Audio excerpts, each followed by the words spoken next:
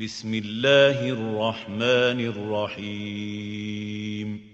السلام عليكم ورحمة الله وبركاته. أهلا بكم في فيديو جديد من سلسلة إثبات تحريف الكتاب المقدس. والنهاردة برضو هنكمل قراءة اقتباسات من كتاب تاريخ الكنيسة ليوسابيوس القيصري. والنهاردة هنقرأ كلام منقول عن أوريجانوس فيما يخص قانون الكتاب المقدس.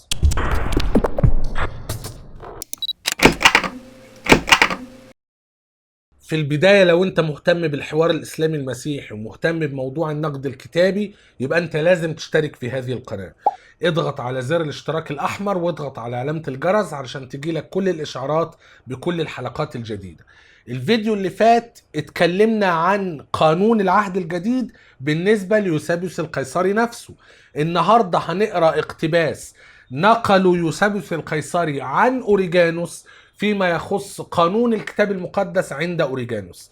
الكلام ده موجود في الصفحة رقم 273 ل 276 في الكتاب السادس الفصل 25 الأعداد من 1 ل 14. يوسابيوس القيصري بيقول عن أوريجانوس: وعند تفسيره للمزمور الأول قدم قائمة لأسفار العهد القديم كما يلي. فده مفروض كلام اوريجانوس بينقلوا عنه يوسابيوس القيصري، وبيقول ان الكلام ده ذكره اوريجانوس لما جه يتكلم في تفسيره للمزمور الاول. المزمور سفر المزامير، سفر من اسفار العهد القديم. فمفروض هو بيقول ان اوريجانوس عمل تفسير للمزامير، وعند تفسيره للمزمور الاول قدم قائمة لاسفار العهد القديم كما يلي. فهنا أوريجانوس بيقول: يجب أن يقرر بأن الأسفار القانونية كما سلمها إلينا العبرانيون 22، وهي تتفق مع عدد حروفهم الهجائية. فهو بيقول عدد الأسفار كما سلمها إلينا العبرانيون. واحنا قلنا قبل كده هو ده الموقف البروتستانتي، ان احنا ماشيين ورا العبرانيين، ورا اليهود العبرانيين، بنتسلم منهم الأسفار زي ما هم بيقبلوها. احنا ملناش دعوة، وما بنحطش اسباب وما بنحطش تبريرات ولا بنحط قواعد قبول ولا معايير ولا الكلام ده كله. هم بيقولوا لنا الاسفار عندنا كذا، احنا بنقبل الاسفار. لكن هنا في نقطة في غاية الاهمية. المفروض ان اوريجانوس بيقول ان العبرانيين الاسفار عندهم 22 كتاب، وان ده بيتفق مع عدد حروفهم الهجائية. يعني عدد الحروف في اللغة العبرية 22 حرف: أبجد هوز حطي كلم صعفص قرشت.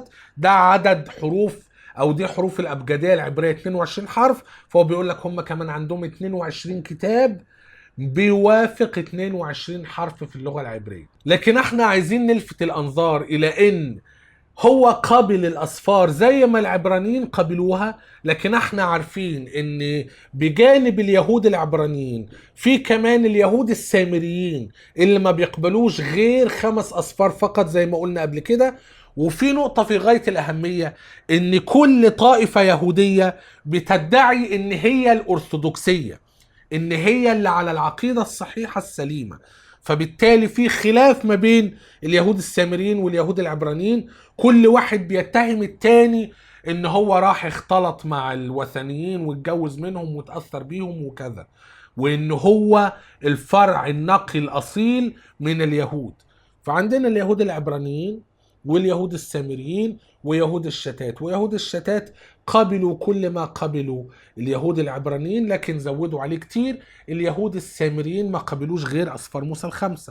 هو بيقول إن عدد أسفار كما سلمها إلينا العبرانيون 22.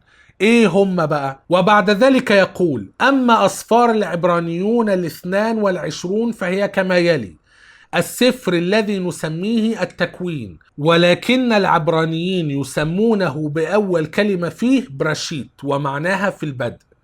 فهنا بيقول لك ال 22 سفر تفصيلهم كالآتي: أول حاجة سفر التكوين.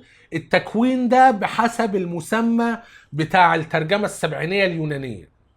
التكوين هو بيقول العبرانيين بيسموها بأول كلمة فيه براشيت، اللي معناه في البدء. براشيت عبري معناها في البدء، فالعبرانيين بيسموها بالعبري براشيت لكن التكوين ده من المسمى اليوناني الموجود في الترجمة السبعينية اليونانية، والمفروض ان اوريجانوس ده اسمه العلامة اوريجانوس. وحابب اقول ان لو انت عايز تعرف اي حاجة عن اي اب، ارجع لكتاب نظرة شاملة لعلم البترولوجي في الستة قرون الاولى لتدرس يعقوب ملطي. هتلاقي في نهاية الكتاب ترتيب الاباء ابجديا. انت عايز تعرف اوريجانوس ده كان ايه نظامه، وكان عايش في القرن الكام، وايه اشهر اعماله، وايه اشهر عقائده وتعاليمه وحياته وسيرته وهكذا، تدور في الفهرس الابجدي للاباء على اوريجانوس. هيقول لك في صفحة كام، تفتح صفحة كام هتلاقي الكتاب متقسم الى 3 عواميد في الصفحة. العمود الاول اسم الاب، واتولد امتى ولا عاش امتى ولا بقى اسقف امتى ومات امتى، تعريف بسيط لاسمه، تواريخ مهمة. وبعدين في عندك عمود بيحكي فيه عن سيرته وتعاليمه ورهبنته واعماله وكذا وكذا. وبعدين في عندك عمود عن اهم كتاباته وكذا. فاوريجانوس ده من اهم اباء القرن الثالث، والراجل كان بيعرف عبري وكان بيعرف يوناني وكان بيعرف لاتيني في الغالب، كان بيعرف لغات كتير، وعمل مقارنات كثيرة جدا جدا ما بين العهد القديم العبري والعهد القديم اليوناني الترجمة السبعينية، وعمل حاجة اسمها الهكسابيلا، كتاب ضخم جدا السداسي وكذا. يعني راجل مهم جدا جدا في تاريخ الكنيسة. فأنا أنصح ان انت تقرأ عنه على الأقل اللي مذكور عنه في كتاب نظرة شاملة لعلم البترولوجي في الستة قرون الأولى. فهنا بيقول أول سفر اسمه التكوين، ده بحسب العهد القديم اليوناني، اليهود بيسموه براشيت اللي معناه في البدء. السفر الثاني الخروج، واسمه ويلسموث، أي هذه الأسماء. وبعدين عندك اللاويين، واسمه ويكرا أي وداعا. وعندك سفر العدد، واسمه أمسفيكوديم أيا كان. التثنية، واسمه كذا أي هذا هو الكلام. وبعدين يشوع ابن ناف. يبقى هو بالتالي بيقول إن أسفار موسى الخمسة، التكوين والخروج واللاويين والعدد والتثنية، دول من ضمن ال 22 سفر، كل كتاب سفر على حدة. كل كتاب سفر على حدة.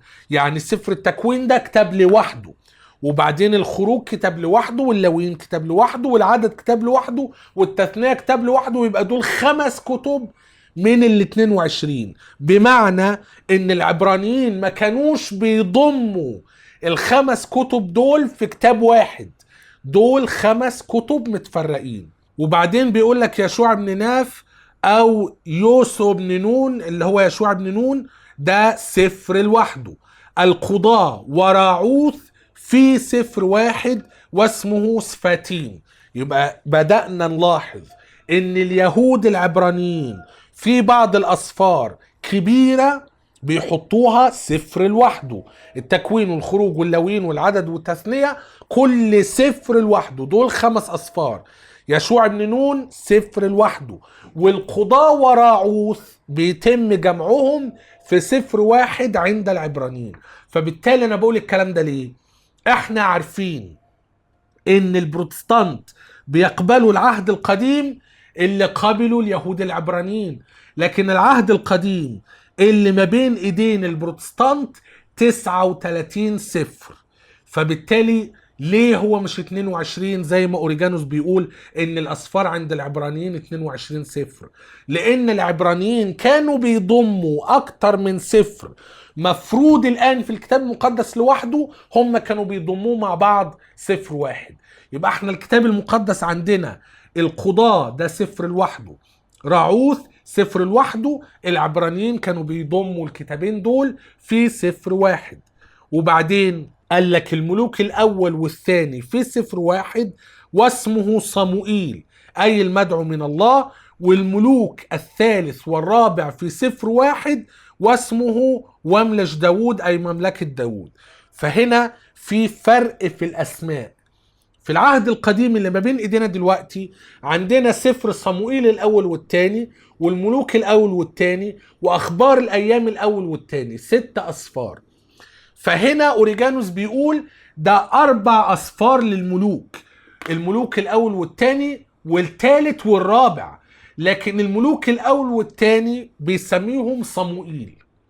فبالتالي هنا عندنا صموئيل الاول والثاني، لان اوريجانوس بيقول ان العبرانيين بيسموهم ملوك اول وثاني وثالث ورابع، والملوك الاول والثاني دي سفر واحد اسمه صموئيل، والملوك الثالث والرابع سفر واحد اسمه مملكة داوود، اللي هو فيما بعد دلوقتي اسمه الملوك الاول والثاني.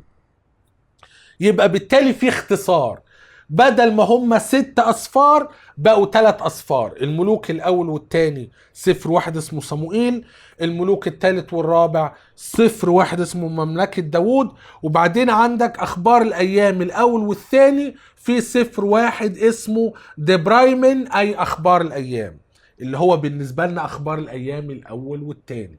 يبقى هنا بنعرف الفرق في الأرقام، 6 أصفار اختصروها ل3 بس، والقضاء ورعوث اختصروه لسفر واحد، وبعدين عندنا أصفار موسى الخمسة 5 زي ما هم. وبعدين في عندك عزرا الأول والثاني واسمه عزرا أي مساعد.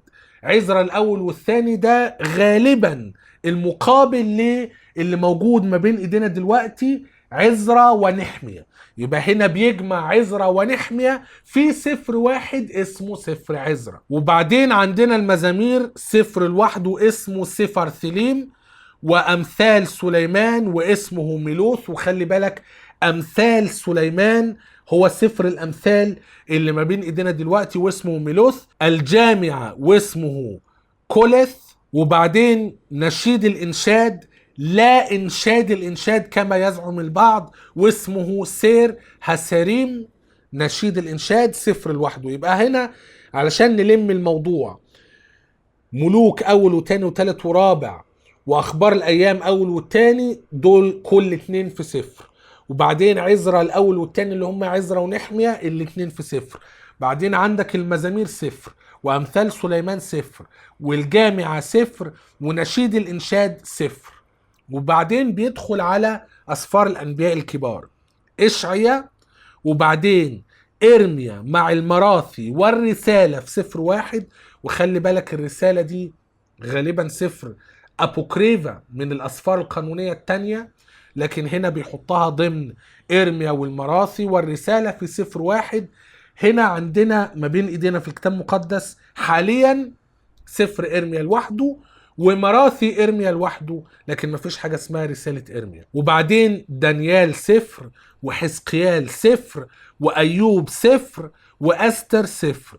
علاوة على هذه يوجد سفر المكابيين، ودي من الأسفار القانونية التانية، هو بيحطهم ضمن الكتاب.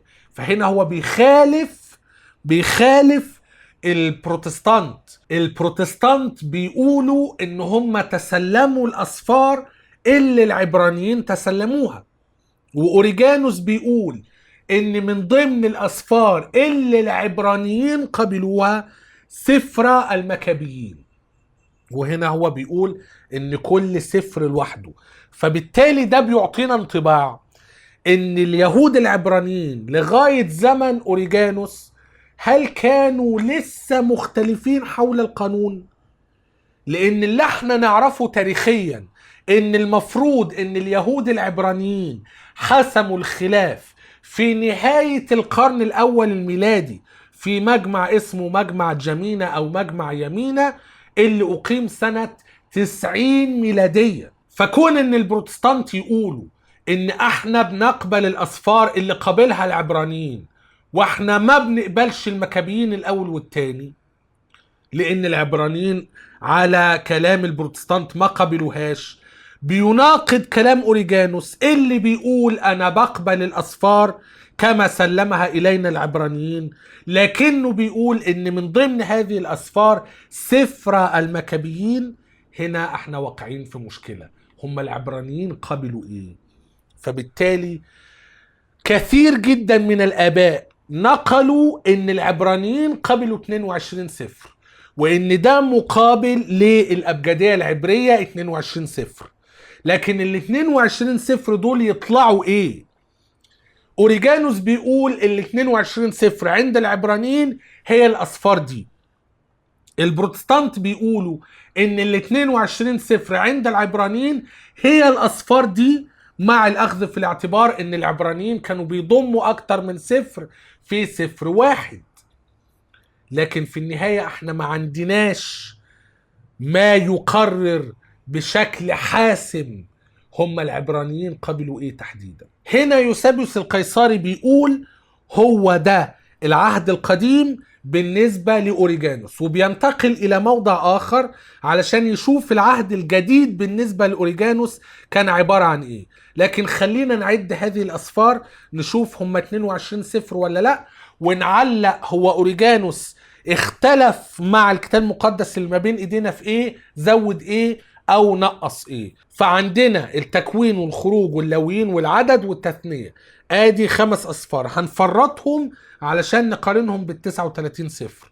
وبعدين في عندنا يشوع بن نون والقضاء ورعوث والملوك الأول والثاني، ادي أول 10. وبعدين في عندك الملوك الثالث والرابع وأخبار الأيام الأول والثاني، وبعدين في عندك عزرا الأول والثاني والمزامير وأمثال سليمان والجامعة ونشيد الإنشاد، ادي تاني 10. وبعدين عندك إشعيا وإرميا والمراثي، الرسالة دي مش موجودة لكن نعتبرها سفر رسالة.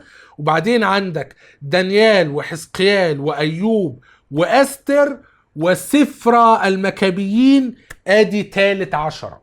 يبقى أوريجانوس كأنه قبل بالمقابل ال39 سفر اللي ما بين ايدينا دلوقتي في الكتاب المقدس البروتستانتي، أوريجانوس قبل 30 سفر بس. المشكلة الرئيسية عند أوريجانوس لما نقارن ما بينه وما بين الكتاب المقدس اللي ما بين ايدينا دلوقتي حاجة اسمها الأنبياء الصغار. ايه الأنبياء الصغار دول؟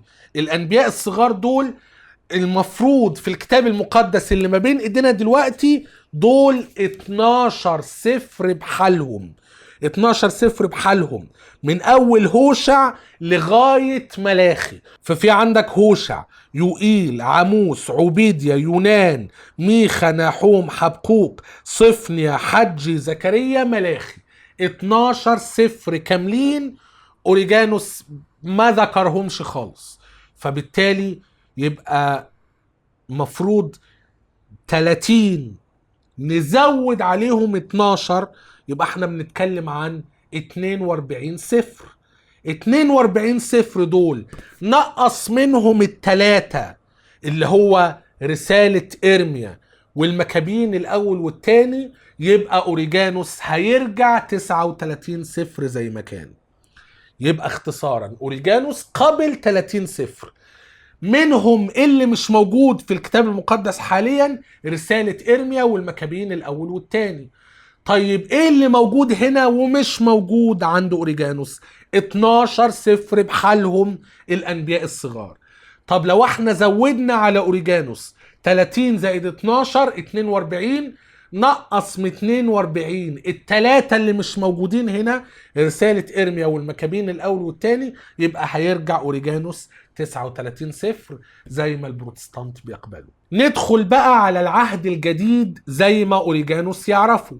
فبيقول هذا ما ذكروا في المؤلف السابق ذكره، وفي كتابه الأول عن إنجيل متى الذي يبين فيه عقيدة الكنيسة يشهد بأنه لا يعرف سوى 4 أناجيل، ويكتب الآتي: بين الأناجيل 4 وهي الوحيدة التي لا نزاع بشأنها في كنيسة الله تحت السماء. عرفت من التقليد أن أولها كتبه متى الذي كان عشارا، ولكنه فيما بعد صار رسولا ليسوع المسيح. فهنا هو بيقول قانون العهد الجديد بنبتدي بال4 أناجيل، وال4 دول ما عليهمش خلاف في كنيسة الله التي تحت السماء او كنيسة الله تحت السماء ايا كان. يعني بيقول لك متى ومرقس ولوقا ويوحنا دول ما عليهمش خلاف. بيبتدي يفصل بقى: عرفت من التقليد ان اولها كتبه متى، وقد اعد للمتنصرين من اليهود ونشر باللغة العبرانية. وده خلاف جوهري. قلنا قبل كده ان اباء كثر ذكروا ان متى كتب انجيله باللغة العبرية، لكن في مشكلة ان انجيل متى اللي ما بين ايدينا دلوقتي من خلال دراسات النقد الكتابي ومن خلال دراسات النقد الداخلي او الادلة الداخلية بنجد ان انجيل متى اللي ما بين ايدينا دلوقتي مكتوب اصلا باليونانية وهو غير مترجم من العبرية. فبالتالي في اكتر من احتمال، هل متى كتب انجيلا بالعبرية وكتب انجيلا باليونانية، ولا فعلا انجيل متى اللي ما بين ايدينا ده مترجم والدراسات غلط، ولا الانجيل اللي ما بين ايدينا ده ملوش علاقة اصلا بمتى الحواري وكذا. وتذكر ان من ضمن معايير رفض الاسفار القانونية الثانية، ودي نسخة من الاسفار القانونية الثانية، من ضمن معايير رفضها ان دي اسفار مش لاقيين اصلها العبري، والعبرانيين ما قبلوهاش. العبرانيين ما بيقبلوش غير اسفار عبرية، رغم ان هنا اوريجانوس بيقول العبرانيين قبلوا المكابين الاول والثاني، رغم ان المكابين الاول والثاني حاليا ما عندناش اصلها العبري. فهنا في مشكلة كبيرة جدا جدا ان هذه المعلومات بتتناقض مع الانجيل اللي ما بين ايدينا دلوقتي. هنا بيقول والثاني كتبه مرقس وقد كتبه وفقا للتعليمات التي تلقاها من بطرس الذي في رسالة الجامعة يعترف به ابنا قائلا تسلم عليكم التي في بابل المختارة معكم وكذا مرقس ابني. هنا بنلاحظ ان اوريجانوس بيعطي معلومات المفروض انه خدها من التقليد عن هؤلاء الكتبة، كتبة الاناجيل. فبيقول ده متى كان عشره بعد كده صار رسولا وأعد للمتنصرين من اليهود ونشر بالعبرية. وبعدين بيقول مرقس كتب وفقا لتعليمات بطرس، لأن بطرس في رسالة من رسائله بيذكر أن مرقس ده كأنه ابن له في مقام ابنه. الكلام ده في غاية الأهمية، لأن فيما بعد بنجد دراسات بتمحص وبتفحص هذه الأقوال، وهل فعلا إنجيل مرقس باين عليه انه اخذ التقليد من بطرس، ولا اخذ التقليد من بولس، ولا اخذ التقليد من الاثنين، ولا ملوش علاقة اصلا بالاثنين. اللي انا عايز اقوله ان هنا في معلومات ابائية عرفته من التقليد، يعني اللي تسلمناه من الاباء المعلومات الفلانية. المعلومات الفلانية دي عن الاسفار نشوف هل هي منطبقة على الأسفار اللي ما بين إيدينا دلوقتي. لو هذه المعلومات غير منطبقة يبقى المفروض ترفض، لأن دي المعلومات اللي بتوصف الكتب الرسولية بحسب تقليد الآباء. ده لو كان هذا التقليد صحيح وحقيقي ومقبول، دي مسألة تانية. لكن أقل شيء ان هم نقلوا مواصفات، المواصفات دي نلاقيها منطبقة على الاسفار اللي ما بين ايدينا دلوقتي. لو مش منطبقة يبقى المفروض ترفض. هنا بيقول والثالث كتبه لوقا وهو الانجيل الذي اقره بولس وكتب من اجل المتنصرين من الامم، واخر الكل الانجيل الذي كتبه يوحنا. يبقى هو بيعطي معلومات عن الانجيل اللي كتبه لوقا، وان الانجيل اللي كتبه لوقا اقره بولس، لان لوقا ده كان تلميذ بولس، فانجيل لوقا بيعبر عن دعوة بولس. ودي نقطة في غاية الأهمية، هو إقرار بولس بصحة إنجيل يعطي الإنجيل رسولية. طب ولو كان لوقا أصلا تلميذ بولس، هو بولس عاصر المسيح، لوقا هيجيب منين المعلومات اللي ذكرها في الإنجيل؟ وبولس أصلا ما كانش معاصر للمسيح ولا شهد هذه الأمور. يبقى المفروض بولس اتعلم من التلاميذ بحسب ادعاء إن أعمال الرسل اللي كتبوا لوقا. أنا عايز أقول إيه؟ استدلال دائري. أصل لوقا أقر بولس، ومين اللي بيقر بولس؟ الكتاب اللي كتبه لوقا. إيه ده؟ بيشهدوا لنفسهم؟ وهل دي شهادة حق أصلا؟ هنا بيقول وبطرس الذي بنيت عليه كنيسة المسيح التي لا تقوى عليها أبواب الجحيم ترك رسالة واحدة معترف بها، ولعله ترك رسالة ثانية أيضا، ولكن هذا أمر مشكوك فيه. يبقى هو الترتيب عنده الأناجيل الأربعة متى مرقس لوقا يوحنا، بغض النظر عن مدى نسبة هذه الأناجيل لكتابها تلاميذ المسيح، إلا إن هنقول القانون عند أوريجانوس بيبدأ بالأناجيل الأربعة، وبعدين بيقول لك في رسالة واحدة لبطرس لعله كتب رسالة تانية لكن ده أمر مشكوك فيه. فهو بيوافق اللي ذكره يوسابيوس هو كمان، ان رسالة بطرس الثانية دي مش من ضمن الاسفار القانونية، ده سفر مشكوك في صحة نسبتها لبطرس. وبعدين بيقول وهل نحن في حاجة للتحدث عن ذاك الذي اتكأ في حضن يسوع، أي يوحنا الذي ترك لنا إنجيلا واحدا رغم أنه اعترف بأنه كان ممكنا له أن يكتب كثيرا جدا مما لا يسعه العالم، وكتب أيضا سفر الرؤيا. ودي نقطة في غاية الأهمية، لأن احنا فيما بعد هنعرض أقوال آباء آخرين بيقولوا إن كاتب سفر الرؤيا مش هو نفسه اللي كتب إنجيل يوحنا، ده تشابه أسماء، فده أمر خلافي عند الآباء. رؤيا يوحنا هل كاتبه هو نفسه كاتب إنجيل يوحنا ولا لا؟ لكن هنا كلام أوريجانوس بيوضح إن سفر الرؤيا كتب يوحنا وهو سفر مقبول عنده، بعكس يوسابيوس القيصري اللي جه بعديه وكان متشكك جدا جدا في مدى مناسبة ان احنا نضيف فعلا رؤيا يوحنا للأسفار القانونية. بعدين بيقول وترك ايضا رسالة قصيرة جدا وربما ايضا رسالة ثانية وثالثة، ولكنهما ليس معترف بصحتهما من الجميع.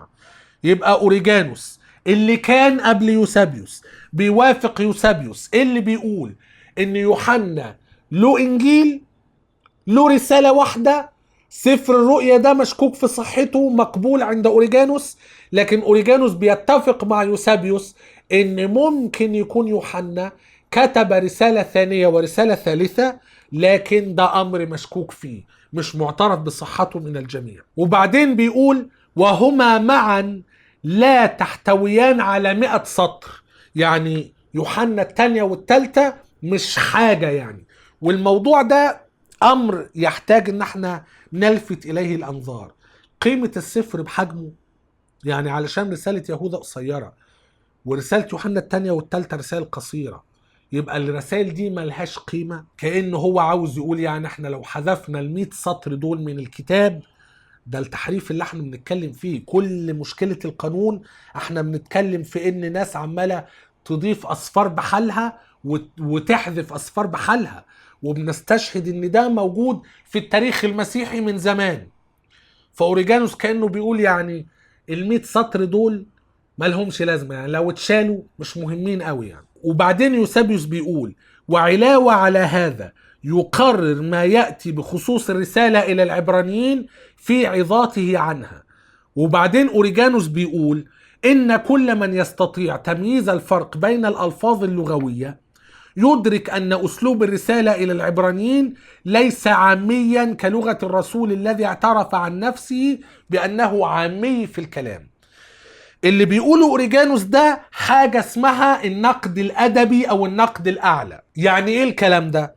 يعني في بعض الرسائل منسوبة لبولس احنا متأكدين ان بولس كتبها، فبنبتدي ندرس هذه الرسائل اللي احنا متأكدين ان بولس كتبها، وبنبتدي نتعلم اسلوب الكلام والطريقة اللي بولس بيتكلم بيها، فبنتعرف على اسلوب كلام بولس والكلمات والمصطلحات اللي بيحب يستخدمها بولس وطريقة الشرح والكلام اللي بولس بيتكلم بيها. خلوا بالكم يوسابيوس القيصري نقل وقال ان الرسالة الى العبرانيين مشكوك فيها او متنازع في صحتها لان كنيسة روما بتشكك في مدى نسبتها لبولس.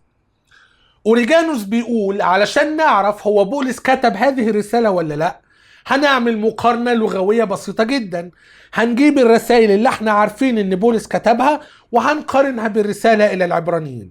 وأوريجانوس بيقول ان اي شخص يستطيع تمييز الفرق بين الالفاظ اللغوية يدرك ان اسلوب الرسالة الى العبرانيين ليس عاميا كلغة الرسول الذي اعترف عن نفسه بانه عامي في الكلام. فيبقى الدليل على ان الرسالة الى العبرانيين لم يكتبها بولس هو ان الاسلوب اللغوي بتاع الرسالة الى العبرانيين ليس عاميا كلغة الرسول الذي اعترف عن نفسه بانه عامي في الكلام. بيكمل بيقول اي في التعبير، بل تعبيراتها يونانية اكثر دقة وفصاحة. وتعليق بسيط على الهامش، رسالة الى العبرانيين تكون تعبيراتها يونانية أكثر دقة وفصاحة؟ بيبعت رسالة يونانية فصيحة لعبرانيين؟ الله المستعان. عبرانيين يعني يهود، بيبعت لهم باليوناني فصيح أفصح كمان من رسائله اللي كان بيبعتها لليونانيين الأمم. فهنا هو بيقول وإن سمح لي بإبداء رأيي قلت إن الأفكار هي أفكار الرسول، أما الأسلوب والتعبيرات فهي لشخص تذكر تعليم الرسول ودون ما قاله معلمه عندما سمحته له الفرصة. فدي نقطة في غاية الأهمية. هل ده يعتبر كتاب قانوني رسولي فعلا؟ وإيه الدليل إن الشخص ده كتب بسلطان؟ وايه الدليل انه فعلا تلميذ من تلاميذ بولس؟ وايه الدليل انه نقل افكاره بدقة وبصحة؟ ان الكنيسة اتعرفت على ده فقبلت ده؟ طب ما في ناس رفضت. فبالتالي هو بيقول، ودي من ضمن الاسفار، احنا قلنا اسفار مش مكتوب عليها اسم اللي كتبها واسفار مكتوب عليها، والاسفار المكتوب عليها يا اما النسبة صحيحة يا اما في تشابه اسماء يا اما في تزوير. طب الرسالة الى العبرانيين بتدعي ان كاتبها بولس، المفروض ان هي بتدعي ان كاتبها بولس، رغم ان احنا بنشوف الالفاظ والمصطلحات واللغة بنلاقيها مختلفة والافكار عجيبة. وبعدين اوريجانوس بيقول والله انا لو سمح لي بالتعليق هقول الافكار هي افكار بولس، لكن الكلام لشخص واحد تاني كتب الافكار اللي اتعلمها من بولس. فبالتالي هل ده ينفع؟ نتذكر الكلام اللي قاله جوش ماجدويل لما قال ان الرسولية شرط القبول، لكن مش بالضرورة يكون الرسول كتب بنفسه، ده حد تولى الكتابة عنه. لكن احنا ما نعرفش هل بولس اقر هذه الرسائل او اقر هذه الرسالة واكد ان هذه الرسالة فعلا بتمثل افكار واراءه. فهنا بيقول لذلك ان اعتقدت اي كنيسة ان بولس هو الذي كتب هذه الرسالة فلتقبل لاجل هذا ان الافكار يعني ممكن تكون فعلا افكار بولس، لانه لابد ان يكون للاقدمين تعليلهم عندما سلموها الينا على اساس انها للرسول. لازم يكون في سبب، يعني في ناس قبلت هذه الرسالة وقالت يا جماعة هذه الرسالة فعلا رسولية وكتبها بولس. احنا بنقارن اللغة بنلاقي والله اللغة فيها مشاكل، بنقارن الافكار فيها افكار عجيبة. ممكن تكون الافكار بتاعت بولس في حد تولى الكتابة عنه، ولعل اللي قابلوا هذه الرسالة على ان كتبها بولس تسلموها او قبلوها لهذا السبب. اما من كتب الرسالة فالله يعلم، اما من كتب الرسالة فالله يعلم. احنا ما نعرفش مين اللي كتب. طب هل كان فعلا تلميذ ولا لا؟ هل نقل افكار بولس شكل صح ولا لا؟ هل بولس اقر ان الافكار المدونة دي بتمثل افكار ولا لا؟ الله يعلم. هنا بنجد ان العهد الجديد بالنسبة لأوريجانوس قريب جدا جدا للعهد الجديد اللي قبله يوسابيوس. هو ما جابش سيرة رسالة يعقوب، ما جابش سيرة رسالة يهوذا، ما جابش سيرة بطرس الثانية، ولا جاب سيرة يوحنا الثانية والثالثة كأسفار مقبولة. هو بيقبل سفر الرؤيا بشكل ما بيبينش انه مرفوض عنده او مشكوك فيه عنده غير يوسابيوس القيصري.